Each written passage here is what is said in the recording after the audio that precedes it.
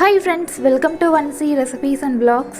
இது வரைக்கும் நீங்கள் நம்ம சேனலில் சப்ஸ்கிரைப் பண்ணலை அப்படின்னா சப்ஸ்கிரைப் பண்ணிடுங்க, கூடவே பெல் ஐக்கானையும் கிளிக் பண்ணிடுங்க. இன்றைக்கி நம்மளோட சேனலில் ஒரு சூப்பரான ஹெல்த்தியான பிரேக்ஃபாஸ்ட் ரெசிபி பார்க்கலாம். மில்லட் வச்சு மாவு எப்படி அரைக்கிறது, தோசை எப்படி பண்ணுறது அப்படின்னு சொல்லிட்டு ஒரு வீடியோ பார்க்க போகிறோம்.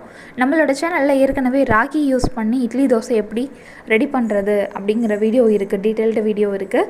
இன்றைக்கி நம்ம கம்பு யூஸ் பண்ணி மாவு எப்படி அரைக்கிறது, இட்லி தோசை எப்படி ப்ரிப்பேர் பண்ணுறதுன்னு பார்க்கலாம். ஃபஸ்ட்டு இதுக்கு தேவையான பொருட்கள் எல்லாம் ஊற வைக்கணும். அதுக்கு என்ன மெயின் பார்த்தீங்க அப்படின்னா கம்பு ரொம்ப முக்கியம். கம்பு வச்சு தான் நம்ம இந்த ரெசிபியை பண்ண போகிறோம். 1 கப் அளவு கம்பு, 1 கப் அளவு இட்லி அரிசி எடுத்திருக்கேன். இங்கே கம்பு எந்த நேமில் கிடைக்கிது அப்படின்னா பஜ்ரா அப்படின்னு சொல்லிட்டு கிடைக்கிது. இதுக்கு இங்கிலீஷில் பியல் மில்லட் அப்படின்னு நேம் இருக்குது. 1 கப் அளவு கம்பு எடுத்தீங்க அப்படின்னா 1 கப் அளவு இட்லி அரிசி ஆட் பண்ணணும். இட்லி அரிசி இல்லை அப்படின்னா நீங்கள் சாப்பாட்டுக்கு யூஸ் பண்ணுற அரிசி 1/2 கப், பச்சை அரிசி 1/2 கப், இது ரெண்டும் சேர்த்து ஆட் பண்ணலாம்.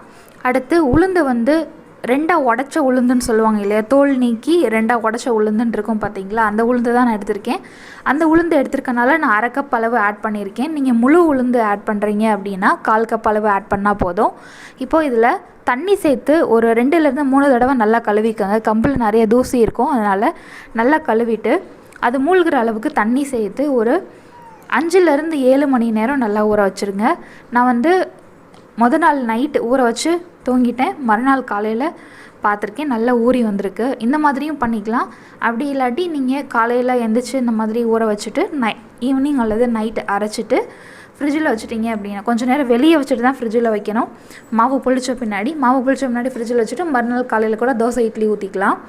இப்போ நம்ம ஊற வச்ச அந்த கம்பு, அரிசி, உளுந்து எல்லாத்தையும் தண்ணி இல்லாமல் கிரைண்டரில் சேர்த்துட்டு கொஞ்சம் கொஞ்சமாக அந்த ஊற வச்ச தண்ணியவே கொஞ்சம் கொஞ்சமாக சேர்த்து நல்லா அரைச்சி எடுத்துக்கணும். இந்த அளவு லைட்டாக குருணையாக இருக்கணும், ரொம்ப குருணையாகவும் இருக்கக்கூடாது, லைட்டாக இருக்கணும். இப்போ நம்ம அந்த மாவை ஒரு டப்பாவில் எடுத்து வச்சுட்டோம். அந்த கிரைண்டரில் கொஞ்சம் மாவு ஒட்டியிருக்கோம் இல்லையா, அதை தண்ணி ஊற்றி அலசி அதையும் ஆட் பண்ணிட்டோம். அடுத்து இந்த மாவுக்கு தேவையான அளவு உப்பு சேர்த்துக்காங்க, கொஞ்சமாக சேர்த்துக்கோங்க. அதுக்கடுத்து புளிச்ச பின்னாடி டேஸ்ட் பண்ணி பார்த்துட்டு பத்தலை அப்படின்னு ஆட் பண்ணிக்கலாம். இப்போ அந்த உப்பு நல்லா கரையிற வரைக்கும் மாவை நல்லா மிக்ஸ் பண்ணி விட்டுக்கலாம். இப்போ கொஞ்சம் தண்ணியாக இருக்கிற மாதிரி இருக்கும். அந்த மாவு நல்லா புளிச்ச பின்னாடி பார்த்திங்கன்னா திக்காயிரும். இப்போ இதை க்ளோஸ் பண்ணிவிட்டு 7லேருந்து 8 மணி நேரம் விட்டிங்க அப்படின்னா இந்த மாதிரி நல்லா பொங்கி புளிச்சு வரும். இப்போது இதை நல்லா மிக்ஸ் பண்ணிக்கலாம். இப்போ பார்த்திங்க அப்படின்னா அந்த மாவு நல்லா திக்காக இருக்கும் அந்த கன்சிஸ்டன்சி. இதில் வந்து நீங்கள் டைரெக்டாக தண்ணி சேர்க்காமல் இட்லி ஊற்றலாம். அப்படி இல்லாட்டி கொஞ்சம் தண்ணி சேர்த்து தோசை மாவு பதத்துக்கு கரைச்சிட்டு தோசையும் ஊற்றிக்கலாம். நான் இன்றைக்கி இந்த மாவை யூஸ் பண்ணி தோசை தான் பண்ண போகிறேன். உங்களுக்கு இட்லி பிடிக்கும் அப்படின்னா இட்லி பண்ணுங்கள். இப்போ நம்மளோட மாவு நல்லா புளிச்சிருச்சு. இதை நல்லா மிக்ஸ் பண்ணிவிட்டு க்ளோஸ் பண்ணி ஃப்ரிட்ஜில் வச்சிடலாம். நைட்டுக்கு தோசையை ஊற்றிக்கலாம். இப்போ நான் நைட்டு தோசை ஊற்றுறதுக்காக ஃப்ரிட்ஜில் இருந்து எடுத்திருக்கேன். மாவு நல்லா ரெடியாக இருக்குது. இப்போது இதில் கொஞ்சம் தண்ணி சேர்த்துக்கலாம். தண்ணி சேர்த்துட்டு நல்லா மிக்ஸ் பண்ணுங்கள். தோசைக்கு எப்போவுமே மாவு ரொம்ப திக்காக இருக்கக்கூடாது, கொஞ்சம் தின்னாக இருக்கணும். அதனால் கொஞ்சம் தண்ணி சேர்த்து மிக்ஸ் பண்ணிவிட்டு சால்ட்டோட அளவும் செக் பண்ணிவிட்டு பத்தலை அப்படின்னா கொஞ்சம் ஆட் பண்ணிக்கலாம். இப்போ இதை நம்ம எப்பவும் போல் தோசை தவாவில் எப்படி நம்ம தோசை ஊற்றுவோமோ அதே மாதிரி அந்த தோசை தவா ஹீட் பண்ணி எண்ணெய் ஊற்றி மாவை ஊற்றி தோசையாக போட்டு எடுக்க போகிறோம். நம்ம நார்மலாக பண்ணுற அரிசி மாவு தோசையை விட இந்த கம்பு தோசை பார்த்திங்க அப்படின்னா நல்லா கிறிஸ்பியாக நல்லா பேப்பர் மாதிரி கிடைக்கும். இப்போ நீங்களே பாருங்கள் எப்படி கிடைக்குதுன்ட்டு. இரும்பு தவாவில் பண்ணிங்க அப்படின்னா இன்னும் ரொம்ப ஹெல்த்தியாக இருக்கும். கம்பில் நிறையா ஹெல்த் பெனிஃபிட்ஸ் இருக்குது. சம்மர் டைமில் கம்பு யூஸ் பண்ணி களி, கூழ் இந்த மாதிரி செஞ்சு சாப்பிடுவாங்க. கம்மஞ்சோறு இந்த மாதிரிலாம் சொல்லுவாங்க, ரொம்ப நல்லாயிருக்கும் அதெல்லாம்.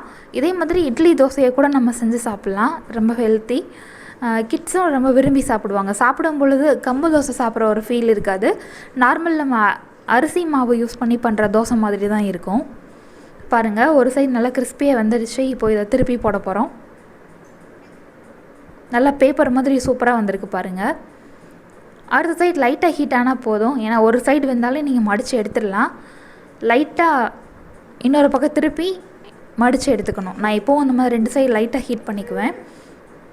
பாருங்கள், மொறுன்னு நம்மளோட கம்பு தோசை சூப்பராக ரெடி ஆகிடுச்சு. இது கூட நான் தக்காளி சட்னியும் தேங்காய் சட்னியும் வச்சுருந்தேன். இது கூட ஒரே ஒரு சட்னி வச்சு கூட சாப்பிட்லாம், ரொம்பவே சூப்பராக இருக்கும். இந்த ரெசிபி நீங்களும் ட்ரை பண்ணி பாருங்கள். இந்த வீடியோ உங்களுக்கு பிடிச்சிருந்தது அப்படின்னா இந்த வீடியோக்கு ஒரு லைக் கொடுங்க, எல்லாத்துக்கும் ஷேர் பண்ணுங்கள், மறக்காமல் நம்ம சேனலை சப்ஸ்கிரைப் பண்ணுங்கள். இதே மாதிரி நெக்ஸ்ட் வீடியோவில் நம்ம மீட் பண்ணலாம். தேங்க்யூ ஸோ மச் ஃபார் வாட்சிங்.